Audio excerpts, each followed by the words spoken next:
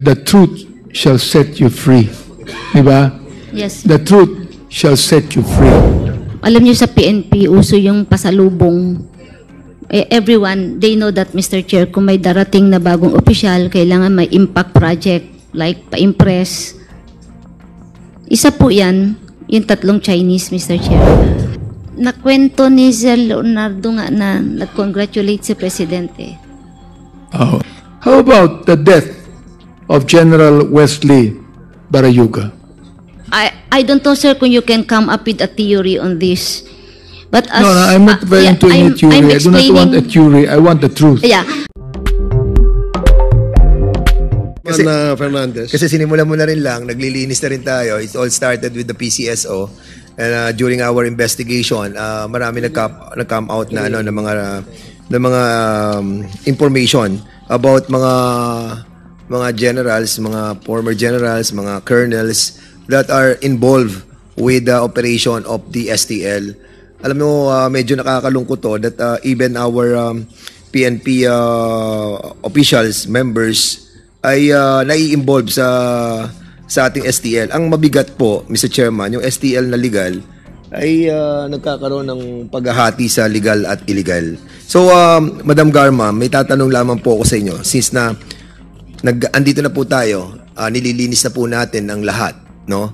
Especially our PNP organization. Ito po ba si Colonel Maristelo Manalo, collector at operator ng STL sa Isabela, Pangasinan, Batangas? Can you please confirm this? Mr. Chair, ang alam ko lang po, yung kapatid po niya. Yung kapatid niya, ang prod niya. Sa Pangasinan lang po ang Isabela. As to Batangas, hindi ko po alam. Doon sa Grand 888 STL. Kung yun ang name, I cannot recall the name. Basta po, Mr. Chair, Pangasinan and Isabela, kapatid po niya ang isa sa operator. Incorporator ata. At operator. Operator. Yes, Yeah. o kasi yung incorporator, yung kapatid niya, tapos ang sila nag-ooperate ng mga STL doon. Correct? And, kasi po, mga 2 buwan lang po na lang ako nung nag-assume sila ng operation. So, for now, I cannot answer kung sila po. Pero kung yan, company na yan po hanggang ngayon ang may hawak po ng Isabela at saka Pangasinan. So, yun po, Mr. Chair. Yung po sa Cebu, si Colonel Ochabe. I'm not aware, Mr. Chair, kasi when I left PCSO, iba po ang operator po ng Cebu. Is that what Cebu, Mr. Chair? Cebu City, Cebu Province po ba, Mr. Chair? Yung pong dito po sa management ng Batangas, Colonel din, resign na siya. Nag-resign na sila. Ito, mga resign na to, ha? Siguro, kaya sila nag-resign dahil nga meron na silang negosyong ganito. Si Colonel Lawrence Cahipe. Mr. Chair, I think it's not during my time po. Iba Pero, po ang may-ari na Batangas during my time po. Pero, nag-ooperate. I just do not know now, Mr. Chair. Si Tony Ong ng Quezon. Kilala mo si Tony Ong? No, Mr. Chair. Candelaria, Quezon? Nag-ooperate din siya ng STL doon. I have not encountered that name during my time, Mr. Chair. Alright. Mr. Chairman, kasi marami mga list dito and these are the prominent people that I have seen. Meron pa po dito that actually we should have discussed this kanina po, but unfortunately yun na nga po, nakatanggap tayo ng affidavit kay Miss Rohina Garma. Kaya the reason why we haven't asked the PCSO and all these officers as well. But rest assured that we will go with that, no? Unless that you have cooperated with all of us. We hope the last man standing is not a woman. Nakakaya. Isa pang babae ang tumayo para manindigan at linisin ang ating kapulisan. We hope. Sana tumayo din po tayo at panindigan na po natin ang katotohanan. Colonel Villela,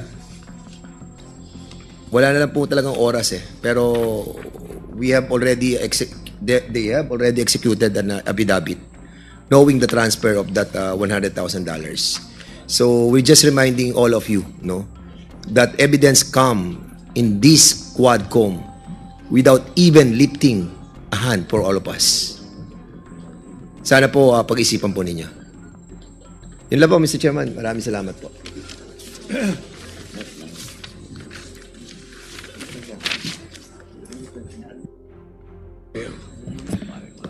Thank you. And finally, the chair of the Committee on Human Rights, Congressman Abante, you are recognized. You have 2 hours. Sa wakas, kanina pa ako naghihintay, puro interjections tong ginagawa sa akin dito. Anyway, Colonel Garma, alam ko, pagod ka na, no? All of us are, di ba? Kaya na ba tayong 10 o'clock in the morning, no? Pero siguro, ako palagi nagra-wrap up Thing is this, kanina, when Congressman Chua asked you why you were crying, you said you had time for a week to reflect on these things. And because of that, you decided to change and make a formal statement, di ba?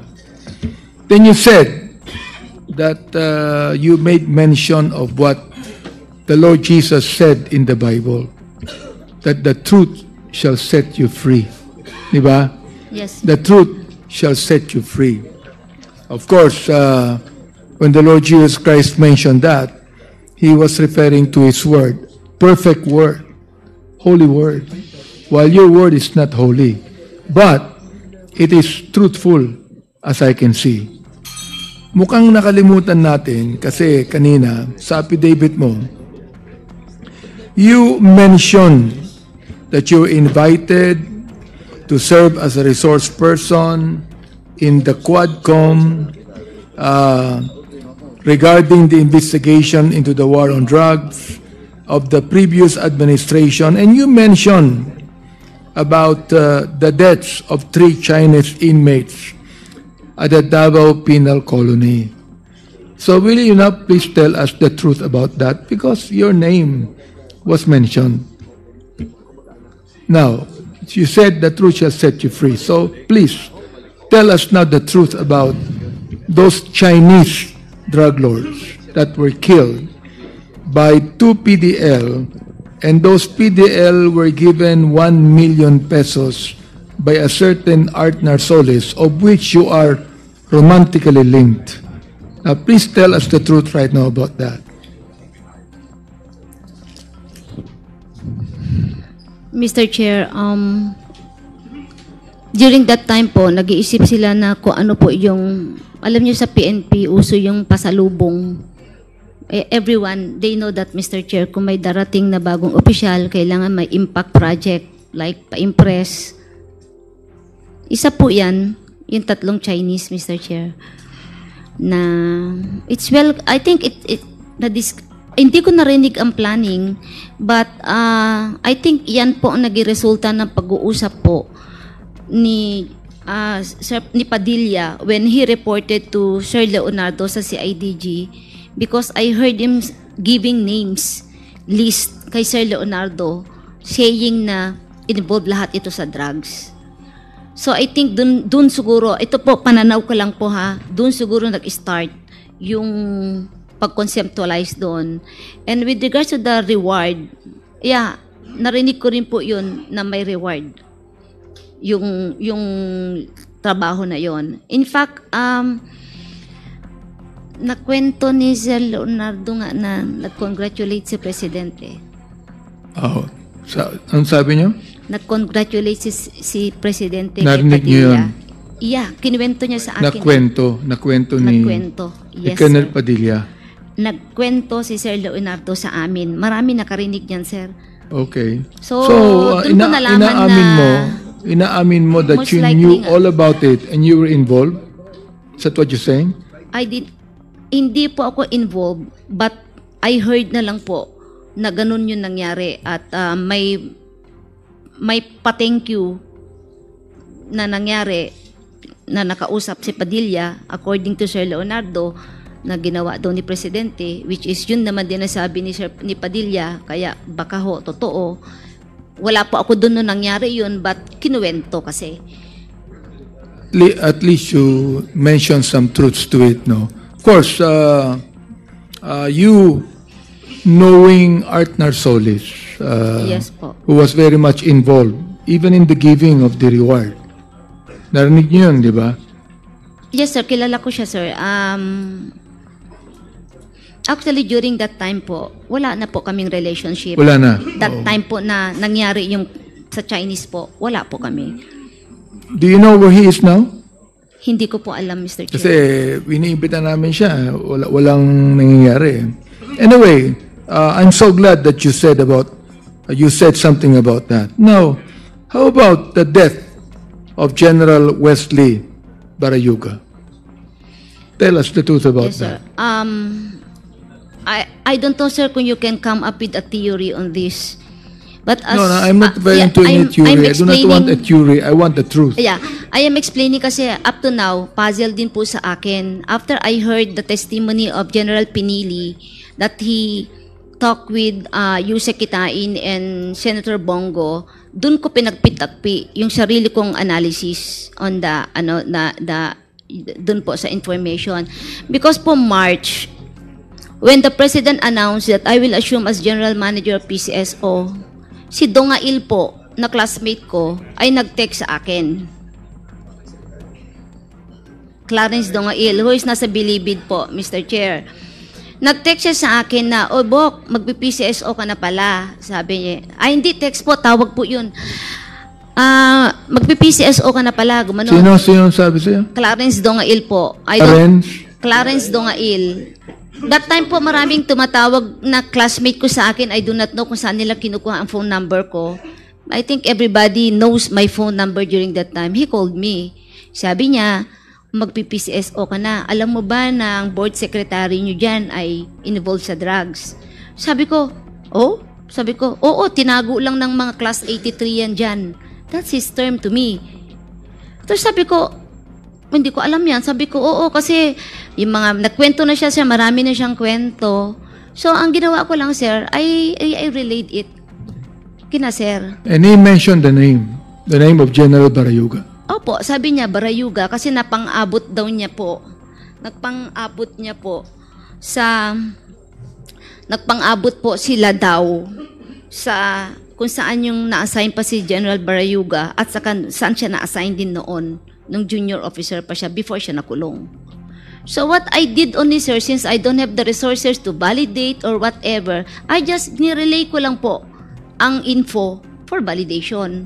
It's common knowledge, Colonel Garma, that you and General Barayuga has some altercations, di ba? No, Mr. Chair. That there's some things that you do not agree on. No, Mr. Chair. Okay. Okay po. Ano yun? Okay po yung friendship namin ni Sir Barayuga. We don't argue, we didn't argue, Mr. Chair. So you do not argue with him as far as the operations of the STL is concerned? Wala po kasi siyang hand doon. Board secretary po siya. He just handles yung mga board resolution, take notes of the board meeting. No decision making, Mr. Chair. So, Is it true that you were the one that provided the pictures of Barayuga to Lieutenant Colonel Mendoza? No, Mr. Chair. I did not. You did not provide any picture at all? No, Mr. Chair. I did not. Okay. You mentioned former General Pinili. Is he there? Yes. General Pinili, will you please come over and tell us about what Colonel Garma said? Sapagkat binanggit ka niya eh. So, sabi nga ang iyong participation dito kung meron.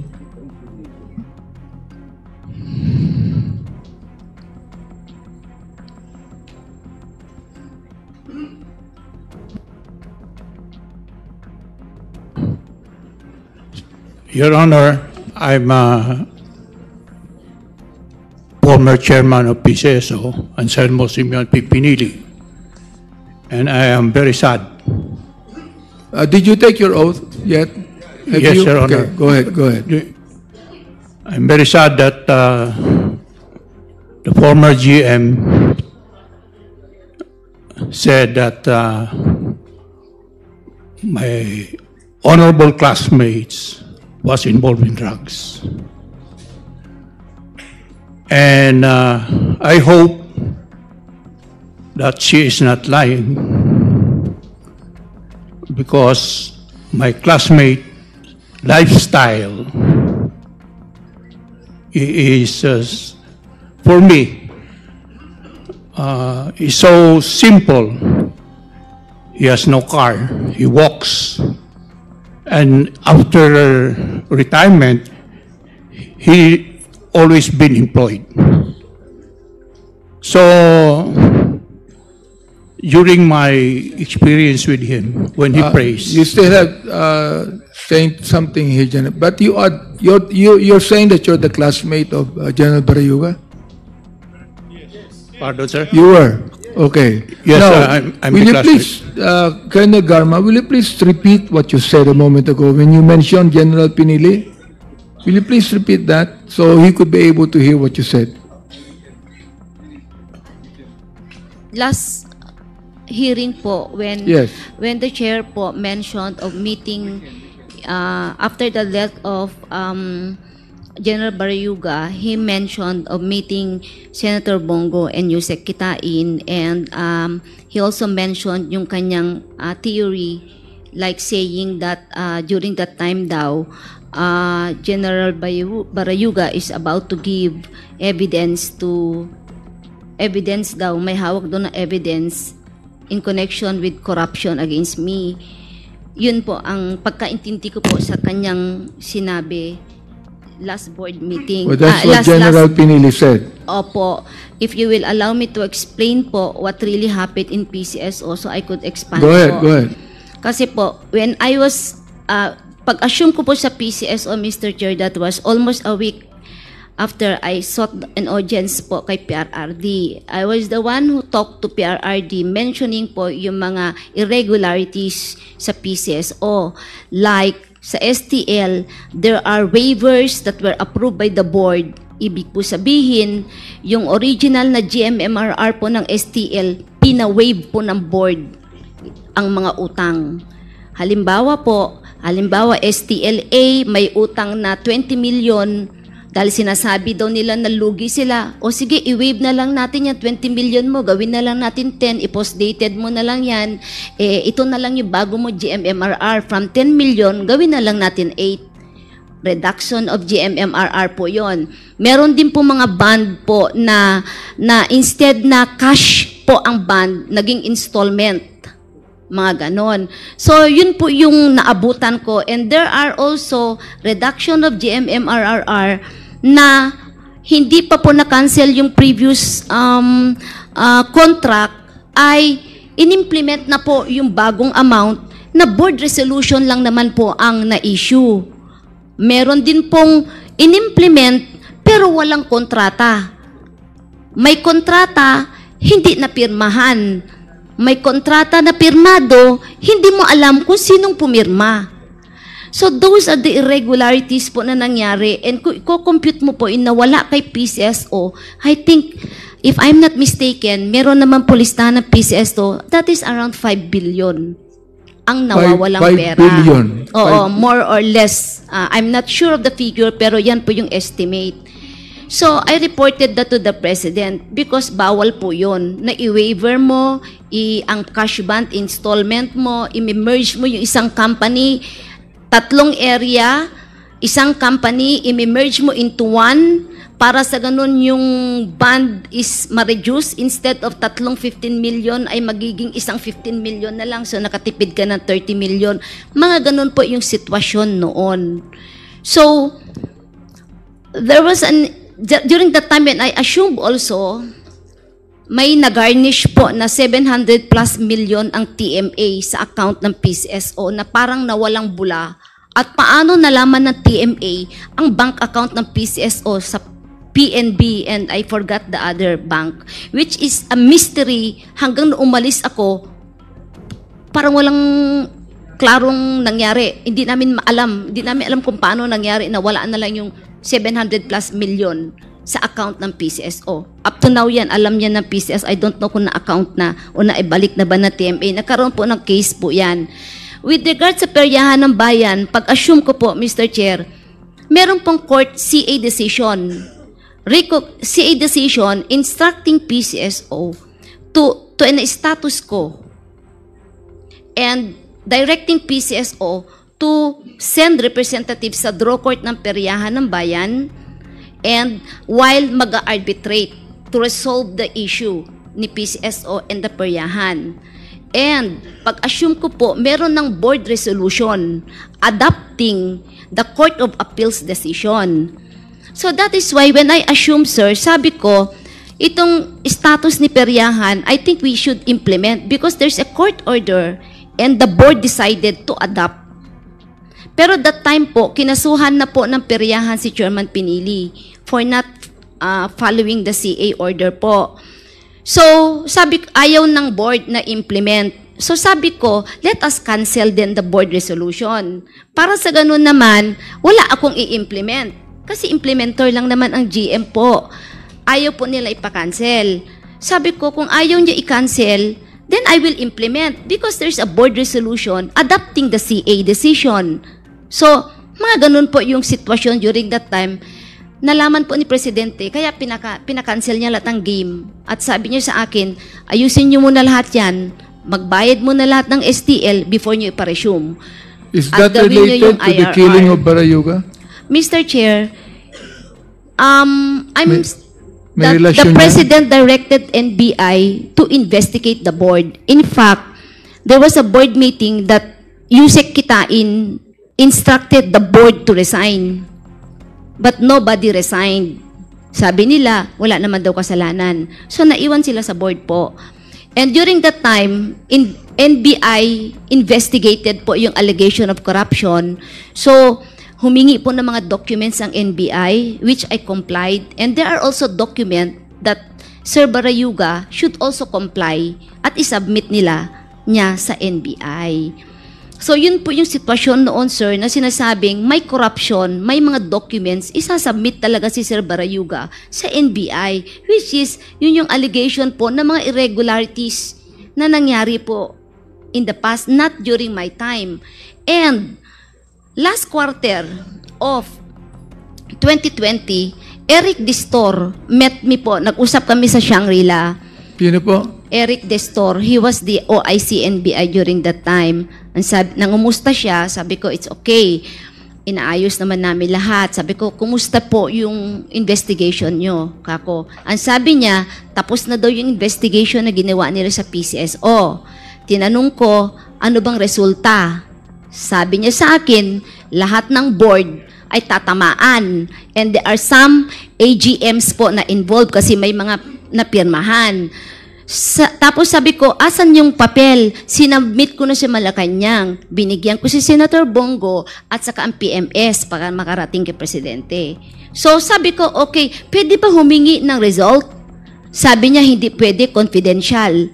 Kasi may recommendation. If the palace will approve it, they will file the case.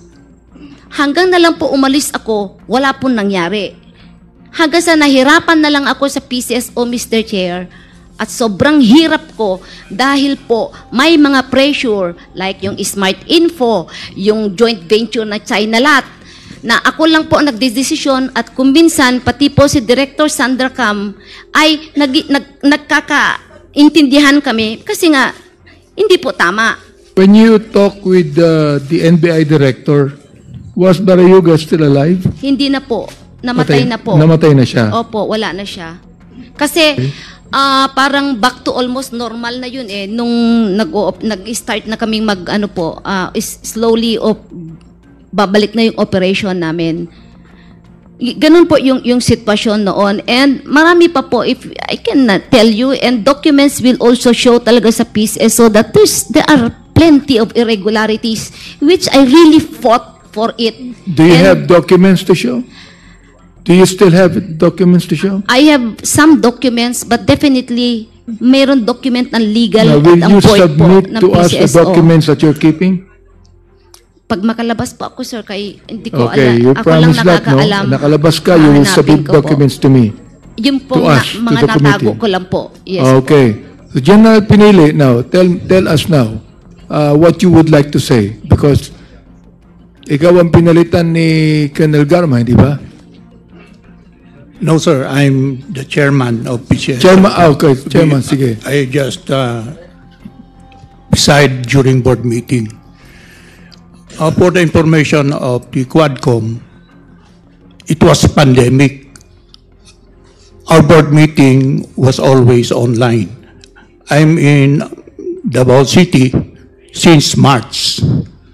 My classmate was ambushed and killed July 30, about 3:30 in the afternoon. So wala ako doon, sir.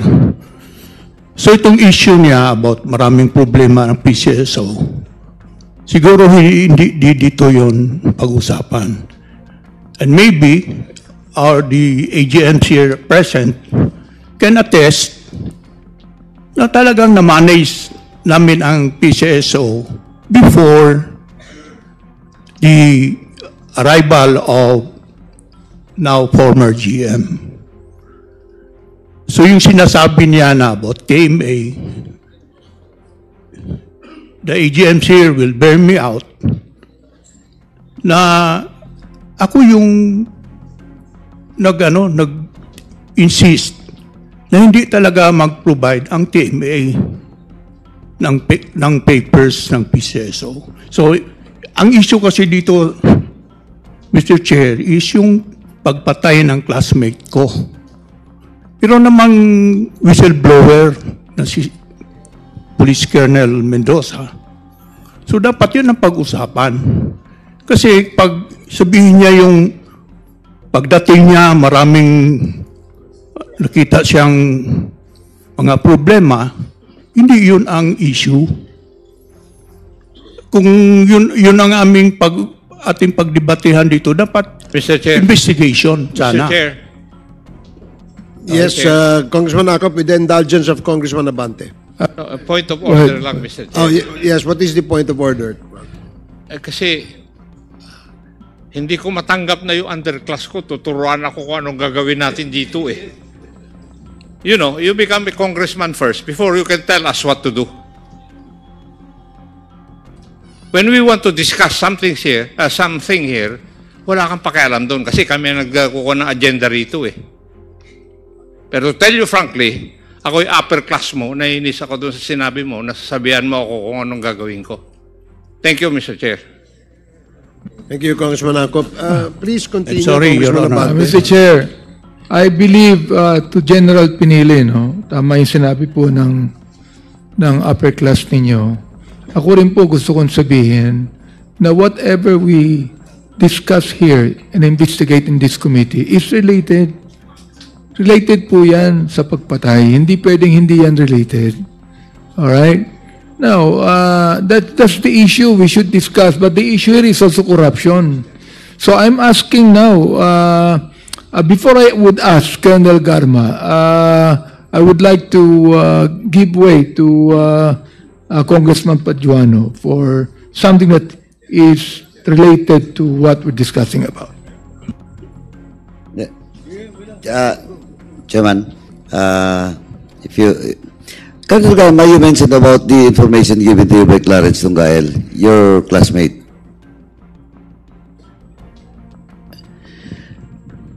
You mentioned about the information given to you by your classmate Clarence Tungael. Yes, Mr. Chair. When was that? Before or after the March death? or April. Before. April of March after the announcement of the President na ako po ay mag-PCSO, tumawag po siya sa akin. That's 2019 po. Maybe April or I cannot recall. It's So 2018. before the death? Oh, 2018 po, yes. Before the death? 2018. Tinawagan ka na? 2019 ni Clarence po. So before the death, tinawagan ka na? Nino po. Ni Clarence? Yes, Mr. Chair. Giving you information about it? Yes, Mr. that Chair. Wesley Bayaroga is involved Sabi niya, in the sir, drugs? yun ang sabi niya sa akin. Bakit? Isa siyang PDL the time, di ba? Si... Si Dungael, persons deprived of liberty. Di ba nakakulong na siya noon? Opo. Why should you believe a PDL to give you information about it? Kaya nga po, ang sabi ko, i-validate. Kasi ako, ganun lang ako. Hindi, pero ang lumabas kasi, based on the accounts made by DG Lasso, doon sa record po, ipinasok yung pangalan ni General Wesley after his death. Ay, no po. Ang 2019 pa po yun. Hindi nga eh. Ang sinasabi ko I nga, do not know. yung pangalan ni Wesley never appear before his death. Doon sa the death list. Ay, hindi ko alam kung ano yung list na po na yun eh. Ayun na nga ang sinasabi ko, Kasi Colonel nakaalam lang siya. Garma, na yung pangalan niya in the official list of the death list after his death, na siningit nga eh. Pero Clarence Dungael called you Before his death po. Before his death. Nung na-announce po na mag-PCSO ako. why should, ang tanong, bakit tawagan ka ni Clarence Dungael for that information? Anong purpose niya? And then you buy it. I didn't buy it, sir, kasi hindi ko naman pinalista. Ang sinabi ko lang, uy, may report na ganito, check. Ayun lang ako, sir. That's why nga nung finormulate... Hindi ka nagtanong sa kanya, bakit nagbigay siya ng information sa'yo? Of course, I asked, bakit yan ang sinasabi mo? Ano daw? Based sa kanyang experience, sir, nung time daw na na-assign siya, Region 6? accident. When he was assigned in Region 6? Ang kwento niya sa akin, sir, na according to him, during that time doon na-assign doon, ay protector siya ng ganito, ganyan-ganyan. Kaya, sir, hindi ko masyadong kasi, may report na involved daw siya. Ipinasa ko lang, i-validate nyo na lang kasi it's not my line. I don't have the asset to do it. Ganun lang po ang ginawa ko. Then, wala na po. Then when I assume, nakita ko naman po na mabait naman siya. Hindi na alam ko na umimik. Hindi, yun na nga po si Sir Barayuga po, sir. Hindi, yun na nga kasi I thought all the while yung information given to you by Clarence was made after the death, pero prior to the death. Oh, Na sir. matagal pa. A year before I assume pa PCSO. 1 year. Yes, sir. Hindi ko na po alam kung ano nangyari dun, sir. Pero prior to that, lagi kayo nagtatawagan ni Clarence? Hindi ko alam kung ba't niya alam phone. Kasi, sir, Oh, that was the first time that Clarence called you? Hindi po. Hindi ko nga alam paano sila nakakakuha ng number ko kasi nung na-assign ako ng CIDG, every time I transfer from one unit kasi, nagpapalit ako ng number kasi marami tumatawag, which is umingi ng tulong. Pero yung kaklase nyo kasi nagtatawagan naman yan, nagpapasa Yes, sir. ng number, di ba? Nung pong Kaya normal lang yan. Yes, sir. Nung Na makuha nanalo din ni po, Clarence yung number mo. Yeah. Di ba may group chat nga kayo, yung mga class sa PNPA, may mga group chat yan, di ba? lately po, meron po. I think when the President won po, marami po nakakaalam na number ko. That time po. So, very busy number ko. Napapakilala si ganito, ganyan. Ganun lang po, Mr. Chair. Anyway, Mr. Chairman, medyo lang ako doon kasi namatay si Wesley, may information na pala prior to his death, tapos doon binato ni Clarence Dungael kay Garma. And we know for the fact that Clarence Dungael has a lot of connections and especially with regards to drugs, doon po sa Bilibid. In fact, he was involved in Peter Co case, di ba? Yes po.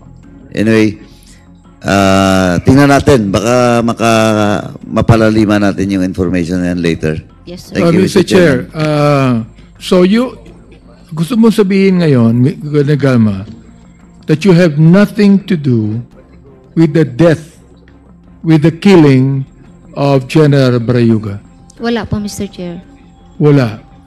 Wala So po. therefore, yung sinabi ni Lieutenant Colonel Mendoza is actually wrong. Yes, Mr. Chair. So you are now saying to us here, truthfully, that you have nothing to do with the death of General Barayuga? Yes, Mr. Chair. Okay. Mr. Chair, Later on. Mr. Chair, can I? Go ahead, go ahead. Si Arthur Solis po, Ma'am Garma, the time nagtatrabaho po sa PCSO, Yes, sir. Naka-detail pa po sila, sir. di ba PCSO tapos si Arthur Solis, tapos si Lieutenant Colonel Laguna. Santi Mendoza, tapos si Nelson. Yun ang pagkasunod-sunod nun, di ba? Sabi kasi, nakausap niya si Colonel Leonardo. Pero nakikita ko yung diagram kasi baka, hindi ko lang alam, hindi lang ako sigurado. Kasi different yun, parang parallel po yun eh. Kaya naitanong ko si Arthur Solis kung by that time nandun po sa PCSO o baka kinamit yung telepono, sinabi ni Santi. So, yun lang po yung aking analysis. Personal analysis ko lang po yun. Kaya nag-ado po ako kay Congressman Benny Abante. So that time, nandun pa po si Andun pa po. Nung namatay po. Colonel Arthur Solis. Nung Opo. namatay po. Nung namatay. Yung day mismo, no July, parang wala akong Pero, naalala po. on that duration, doon naka-stay si Arthur Solis sa PCSO. Naka-detail pa po. Naka-detail pero siya doon. Parang wala siya nung time na yun po. Nasa Davao sila kasi pandemic eh. Ako lang po ang bumalik ng Manila. Thank you. Pero Mr. Chairman, di ba in-invite na natin si Colonel Arthur Solis ba? Yes, SPO4. SPO4, oo. Kung mahanap po natin General Torre, hanapin po natin si Arthur Solis. We have continuous efforts regarding that matter, sir. Thank you, General. Thank you, Mr. Chairman. Thank Chair. you. Yes, continue. There was a number of relatives that you have sa PSSO, hindi ba? Number, Of relative, mga kamag-anak mo. Yes po. Oo. Yes po. Okay, Mr. how many of them na hinire mo sa PCSO ng mga kamag-anak mo? Will you mention that here, please? Isa, secretary, charity.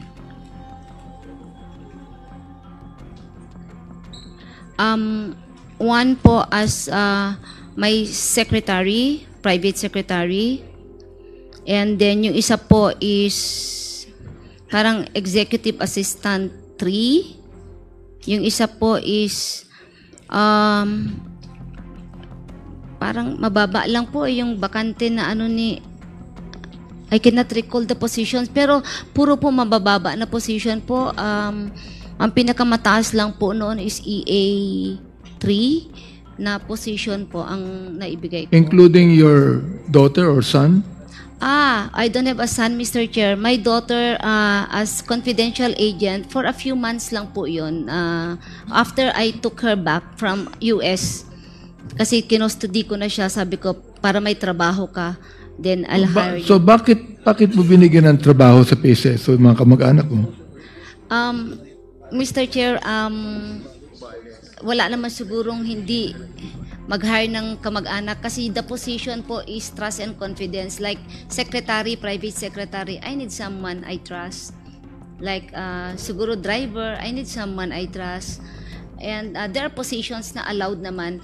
Pero kung trust and confidence po, meron po, yun lang ang binigay ko. The rest na I need professionals like lawyers, professionals. I hired lawyers and professionals. And there are also positions that I publish. I ask the HR to hire outside at mamili because gusto ko galing sa labas at qualified talaga for the position. Okay, ganito, no? You said that there are 3 levels of payments and rewards sa tinatawag nating Davao model. Tama?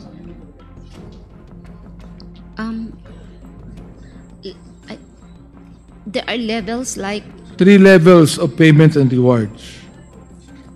I cannot. Kanina nabanggit mo yun eh. There are 4? 4 levels.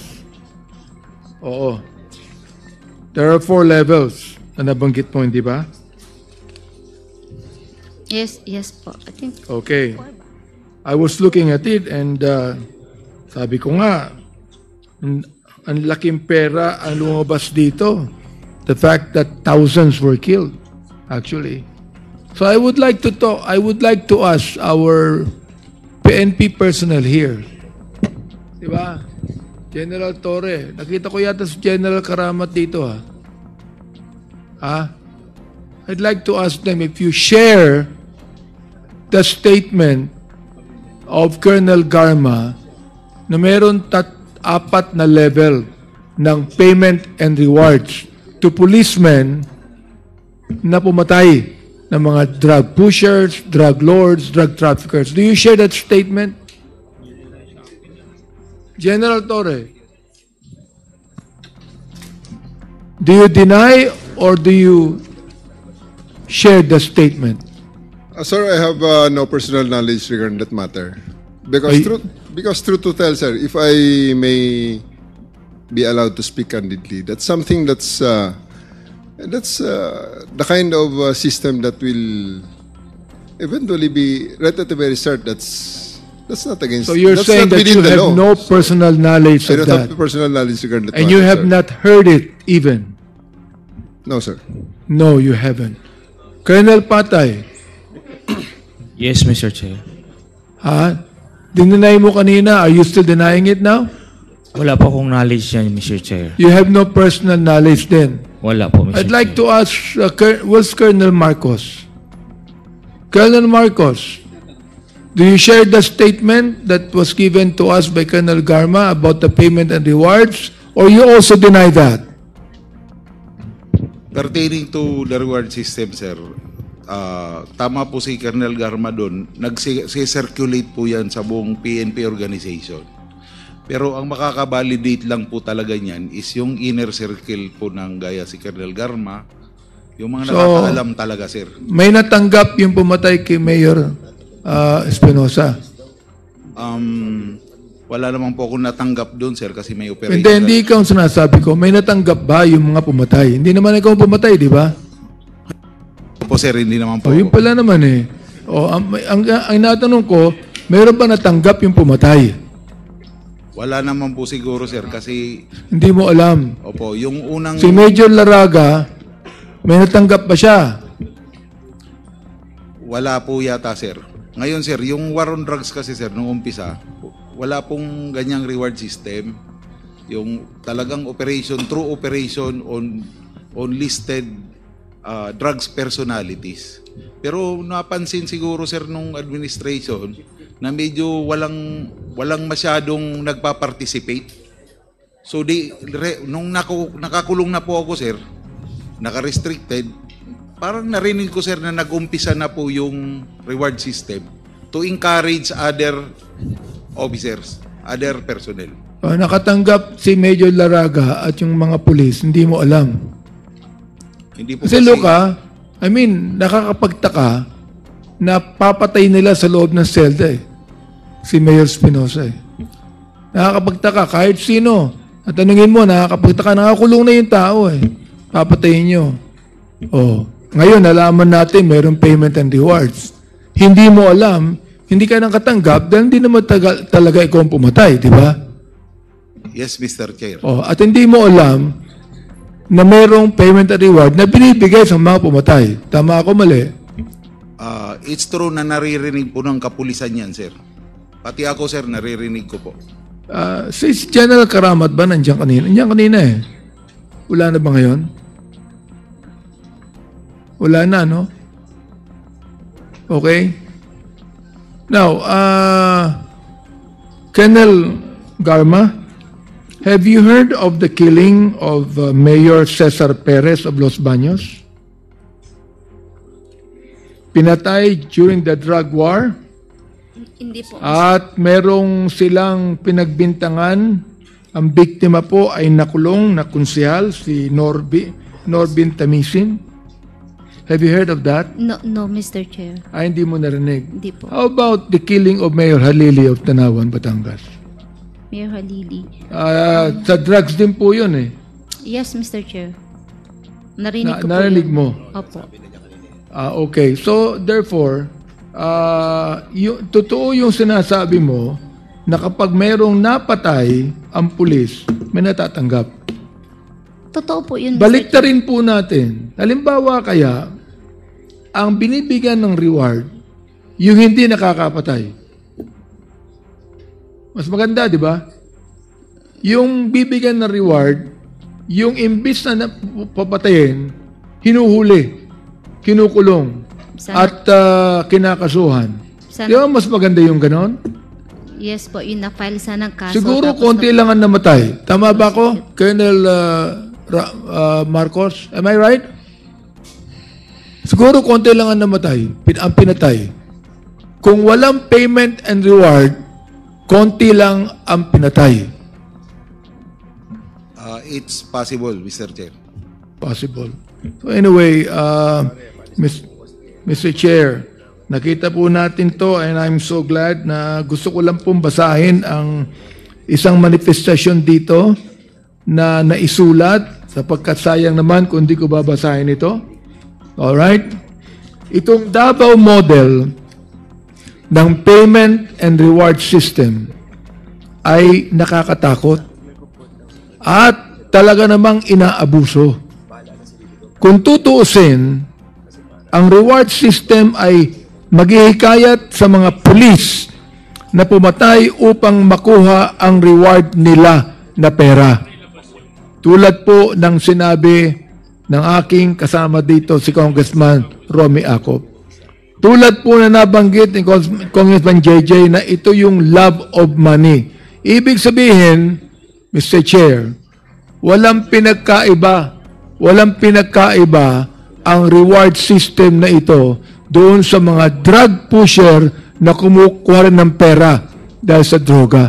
Ito naman, kumukuha ng pera dahil nakakapatay.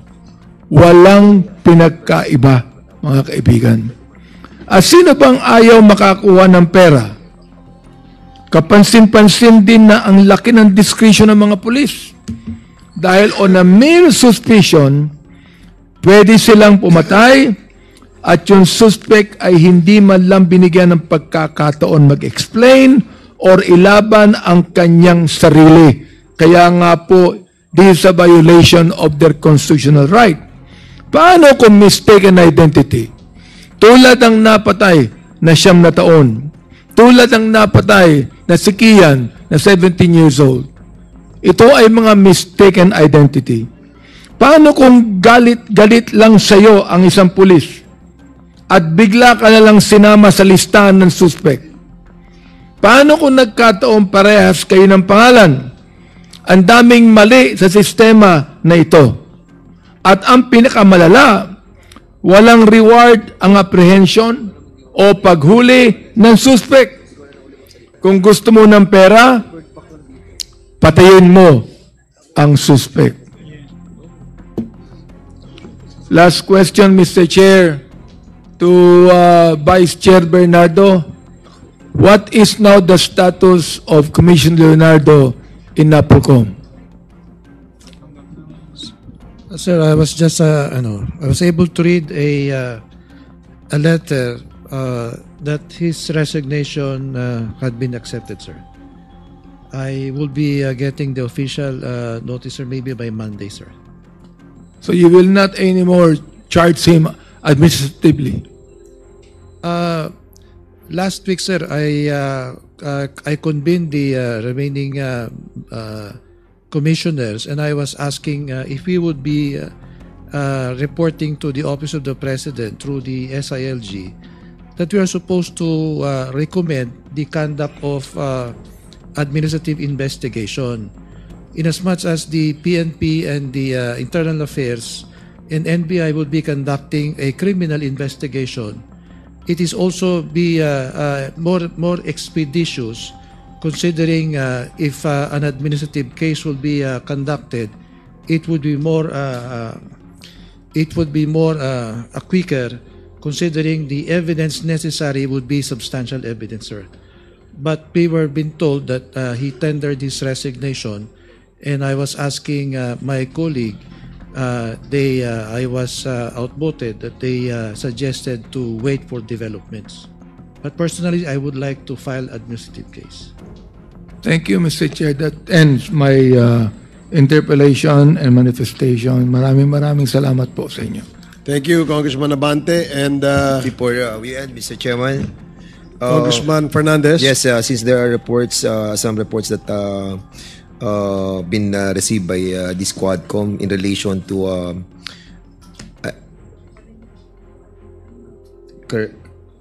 Corporal Junjun Ubales had been detained in Quezon City Jail, yes. Quezon City Jail, and since there are some tricky reports about him being detained on that detention center, may I move that we instead transfer him in the custody of the House of Representatives? I so move, Mr. Chairman. There is a motion to... I object, Mr. Chair. So, before I think know I the was objection one who of moved Congressman. for his detention. I was the one who moved for his detention for lying. Now, if he's going to tell the truth, then I will have no objection. 1 minute suspension. Hindi, okay. We can discuss the motion that will be stated by Congressman Fernandez. And since there was an objection, nevertheless, the chair would like to state for the record the motion moved by Congressman Dan Fernandez. There's a motion to transfer the detention of certain Sergeant Ubales from Quezon City Jail, whom we cited in contempt in the last hearing, and be transferred to the detention facility in the House of Representatives. And there was an objection by Congressman Acop. Since there is an objection, we would like to divide the House. Mr. Chair. Yes, Congressman Bante. Just Mr. proper, Chair. Mr. Chair, to divide the House. But Yeah. to have a quorum. Yes. Mr. Chairman, We have may I be allowed to have a small statement? Mr. Chairman, I don't want to go into voting anymore, since we respect din also the sentiment of Chairman Acop. Since we were not able to tell him the issue beforehand, and after the suspension that you have ruled, I have spoken with Chairman Acop. So most likely, Mr. Chairman, let's give a moment with Chairman Acop, and I move that we suspend another minute for it. Okay, session is suspended. Hearing is resumed. Okay, Mr. Chairman, since we have discussed after the suspension, I move that I withdraw my motion to bring John Ubales here in the House of Representatives for his proper detention. I so move, Mr. Chairman. Okay, there's the motion was withdrawn, so there is nothing to vote on. So the next favorite motion is the favorite motion of Congressman Paduano. Hindi, may isa pa. Mr. Chairman. Chairman, just one admin matter to be taken up in regards to the motion for reconsideration that was submitted to us by Colonel Garma on her checkup. So I think we have to consider that request, Mr. Chairman. So is that a motion? I move to grant the request of Okay. Congress. There is a Colonel motion. Garma. There is a motion to grant the request of Colonel Garma to seek a immediate medical attention and that the House physician will accompany her in the hospital that she wants to visit. Mr. Chair. Is there Mr. Chair. a second? Mr. Chair, before, I will not object on the motion. Okay. But I just would like to ask Colonel Garma, because one of the reasons why we would like to grant the motion is that she has a constitutional right. So I would like to ask her again if she believes that everyone has a constitutional right. Yes or no? Yes, Mr. Chair. Okay. I second the motion. Okay, there's a it was duly seconded. Any objections? No objections. Hearing none, the motion is approved. Mr. Chairman, Yes, DSJJ Suarez. after a grueling 13 hours of Quadcom hearing, I think I have 2 more witnesses that I'd like to, if the body will so, but given that everybody's a little bit tired and weary, Mr. Chair, I object. given that everybody's a little bit too tired and weary, and considering that we're supposed to be on break, I move that we suspend the Quadcom hearing, Mr. Chair. So moved. There is a motion Mr. Chair, to suspend the Quadcom Mr. Chair, hearing. dali lang po, Mr. Chair. We'd like to greet Colonel Garma a happy birthday because it's her birthday on October 16. Am I right? Happy birthday. So there's a motion to suspend this hearing. And I'd like, there's no objection. The motion is approved.